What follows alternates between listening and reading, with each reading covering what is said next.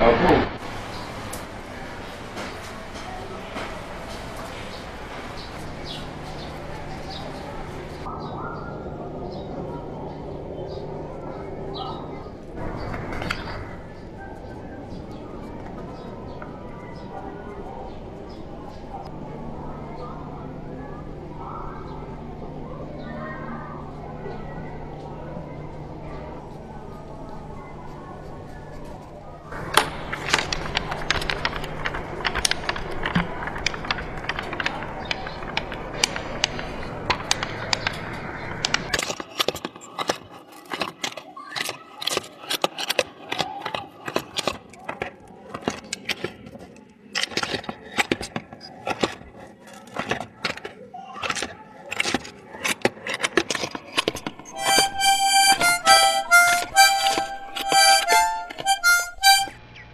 Isang araw, nakakita ang Pagong at Matching ng isang puno ng saging na lumulutang sa alon ng ilog.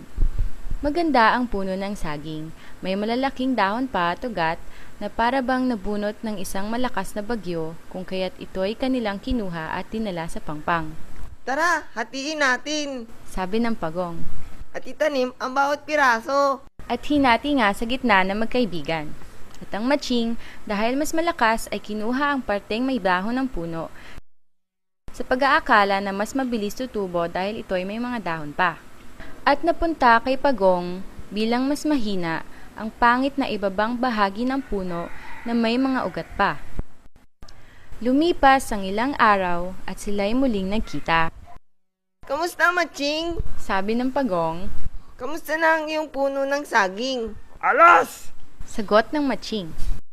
Matagal lang nalanta. At ang sayo, Pagong? Lumaki ito hanggang magkadahon at mamunga. Pero hindi ko maakyat ang puno para makuha ang mga bunga. Hayaan mo! Sabi ng pakialamerong Matching. Ako ang aakyat at kukuha ng mga bunga para sayo. Sige, Matching! Masaya ang sagot ng Pagong. At nilakbay nila ang daan patungo sa bahay ng Pagong.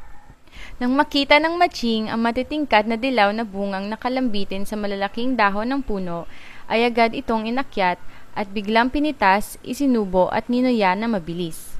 Pero bigyan mo pa rin ako. Sabi ng Pagong nang mapansing hindi man lang siya pinansin ng Matching. Balat man, kumalinamnam, hindi kita hagisan. Sagot ng Matching habang ang mga pisngi ay bumubukol sa dami ng saging sa bibig. Kung kaya't nagalit si Pagong. Dumampot na matitinik na suso sa ilog at inilagay palibot sa puno ng saging at nagtago siya sa ilalim ng baon ng niyog. Nang bumaba si Matching, nasugatan ito at nagdugo. Aray! Pagkaraan ng matagal na paghahanap ni Matching kay Pagong, nakita rin niya si Pagong. Ikaw, walang iya ka. Andito ka lang pala. Sabi ni Matching. Pagbabayad ka sa kalokohan mo, kailangang mamatay ka. Pero dahil sa mabait ako, papipiliin kita ng paraan para mamatay ka. Didikdikin kita ng pinong-pino o ihagis kita sa tubig. Mamili ka. Diktikin mo na lang ako. Ayoko sa tubig. Takot ako malunod. Aha! Habang tumatawa si Matching. Takot ka palang malunod. Ngayon, lulunurin kita.